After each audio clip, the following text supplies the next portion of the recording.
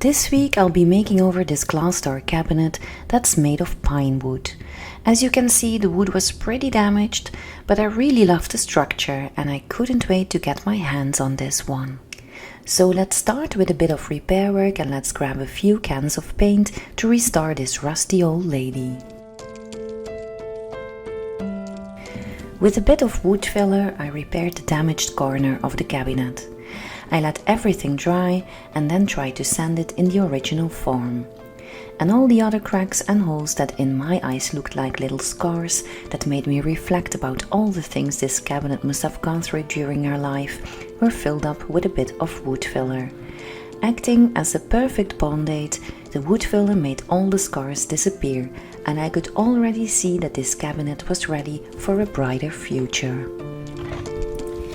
Before I would get my hands dirty on paint, I taped off the glass doors of the cabinet. You don't necessarily have to tape off glass when you're using chalk paint, because if you would get a little bit of paint on the glass windows while painting a glass door cabinet like this one, you can easily scrape it off with a kitchen scraper. Of course, you will have to be very gentle with the scraper in order not to get any scratch on the windows. When the windows were taped off on the inside as well as on the outside, I started to paint the cabinet. I chose the color Old Violet of the Annie Sloan chalk paint range. Old Violet is a chalk paint color inspired by the purple found in the 18th century interiors as well as in ancient Rome. I love how the color reminds me of vast fields of blue lavender. This color always takes me back to beautiful France, and the French look was exactly what I was going for with this cabinet. As you can see, I am using a flat brush while I'm applying the chalk paint. Using a flat paintbrush instead of a round or oval one is usually my preferred choice when applying chalk paint on furniture. And I've got several reasons for that.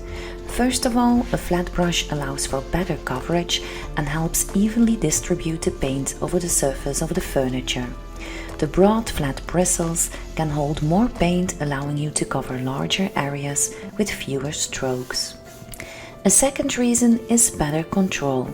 Flat paintbrushes provide good control and precision. Their straight, even edge makes it easier to cut in around corners and edges. And the third reason is minimal brush marks. Chalk paint has a matte, velvety finish, and using a flat brush helps minimize visible brush marks on the painted surface. The smooth, even bristles of a flat brush reduce the chances of leaving visible streaks or lines on the furniture. Talking about minimal brush strokes. For the shelves on the inside of the cabinet, I used a roller. With a roller, you obviously won't have any brush marks at all. Using a roller is also faster than using a brush, so in case of flat surfaces like shelves or tabletops, I would always advise to use a roller. Besides the fact that a roller is a lot faster and efficient than a brush, it will guarantee a smooth and even finish too. For the inside of the cabinet, I went back to my flat brush. To highlight the inside of the cabinet, I chose the color Old White from the Annie Sloan chalk paint range. Old White is an off-white color that works with any other color.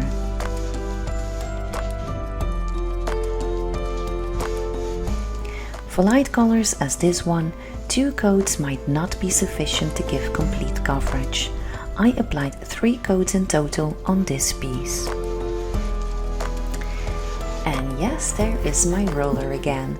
For the second and third coat, I changed back to my foam roller. With a small flat brush, I applied the paint in all those little cracks between the panels you see here, and then I went over everything again with a roller because it works so much faster.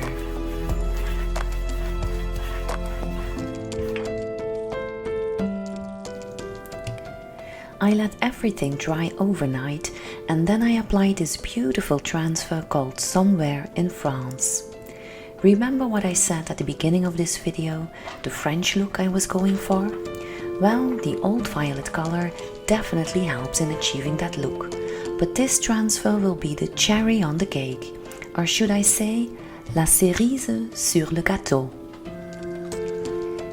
If you like, you can cut the transfer by trimming it to the desired size and shape, but in my case, I'm not cutting it.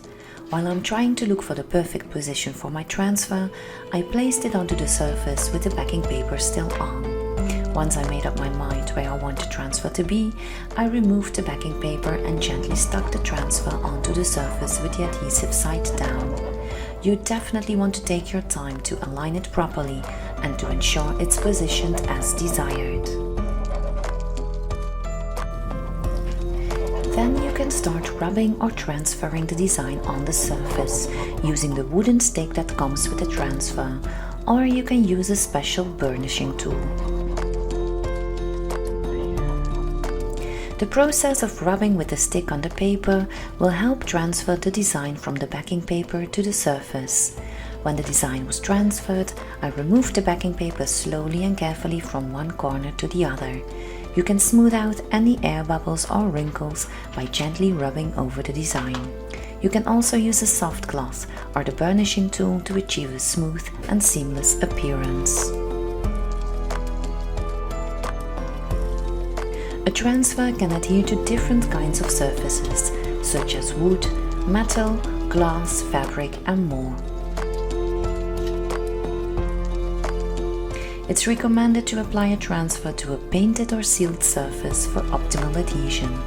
In my case, I haven't sealed my surface just yet, but I did make sure everything was clean and my paint was completely dry.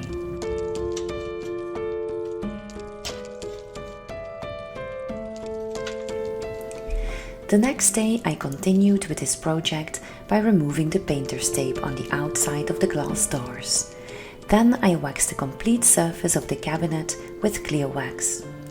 Clear wax acts as a protective barrier, providing a layer of durability and resistance against everyday wear and tear.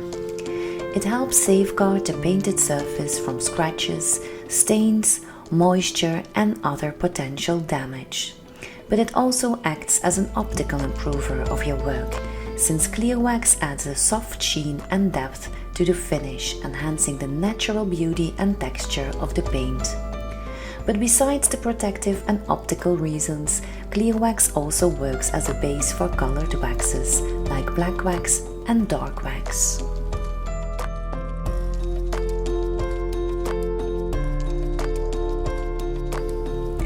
For this project I am going to use black wax because I want to give my piece an aged look. Black wax is often used to create an antique look on furniture. When applied over chalk paint, the black wax settles into the crevices and details of the piece, highlighting the texture and creating an aged or weathered appearance. It adds depth and dimension to the painted surface, making it look more rustic, vintage, or distressed. Black wax can also help define and accentuate details, carvings, and edges on furniture. By selectively applying black wax to specific areas such as corners, crevices, or raised surfaces, you can create contrast and make those features stand out. This technique adds visual interest and gives the furniture a more intricate and detailed look.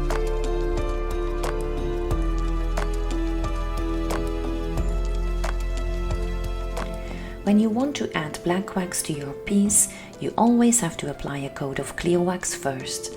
Remove the excess clear wax with a lint-free cloth and then apply the black wax using a small brush. Start with a small amount and build up gradually, focusing on the areas you want to accentuate or age. Remember that a little goes a long way, and it's easier to add more wax than to remove excess. After applying the black wax, use a clean cloth to blend and buff the wax into the painted surface. This helps smooth out the black wax, so you will end up with a soft and shaded finish.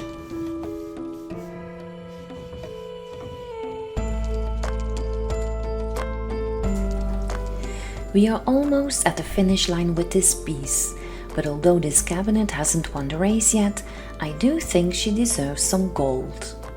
I chose Byzantine gold from the Posh Chalk Patina range. As you can see, it has a soft but reasonably thick consistency like wax. You can apply it very easily by just using the top of your index finger.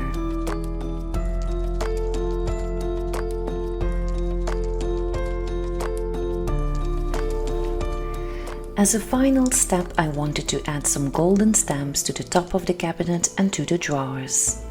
For this I used pigments from Posh Chalk, also in the color Byzantine Gold. To make the pigments fluid, you have to mix the pigments with a top coat sealer such as the Posh Chalk infuser. Most top coat sealers will work with this, but I always use this infuser to add to my pigments. You can control the consistency with a ratio of pigments to infuser. When you need a thicker paste, you use less infuser and more pigments. When you want a thinner consistency, you do it the other way around.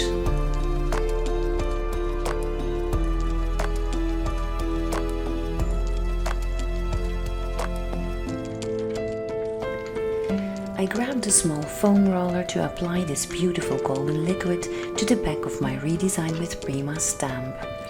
I made sure not to add too much of the gold, since the print has lots of details to it. A thin coat will work much better.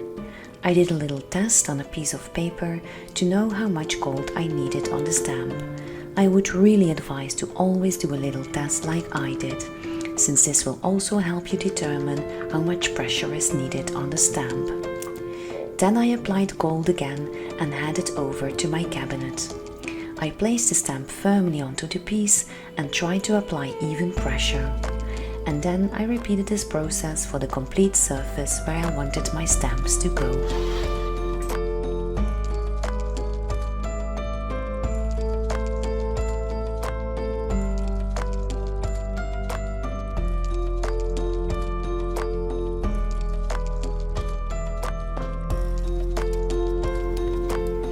To blend in the stamp with the rest of the piece, I did some dry brushing in Old Violet.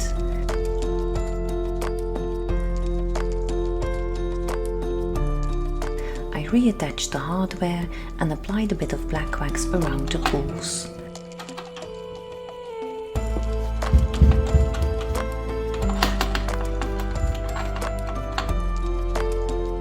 And we are done. Here is just a quick reminder of how this cabinet used to look like with all her tiny little scars.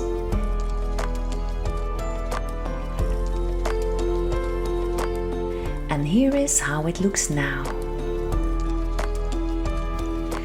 The color Old Violet is one of the colors I count as one of my favorites after this project. The color is fresh and airy, but at the same time it can look so sophisticated and antique as well when combined with a bit of black wax. The sophisticated look is enhanced with the gilding wax and the romantic design of the stamps. And to give the antique look a more authentic feel, one of the main rules during this project was to never be too perfect. I am glad I chose a bright white color for the inside, because it lightens the cabinet up. You can display all your little decorations inside and you will still be able to see them, since the white color will reflect all the light that will come through the glass windows. And that golden transfer, oh my gosh! I remember I fell in love with this one the very first time I saw it. This one looks beautiful on any color, but I think it just pops out so softly and beautifully against the white background, and it blends so perfectly with the golden details on the outside of the cabinet. Since I love this cabinet so much, I don't think I will be able to sell it. For now, I'm just keeping it for my little shop to display my cans of Annie Sloan paint. Remember, you're always more than welcome to pay me a visit in my shop in Belgium. I hope to see you there one day. Thanks so much for watching. See you soon. Bye!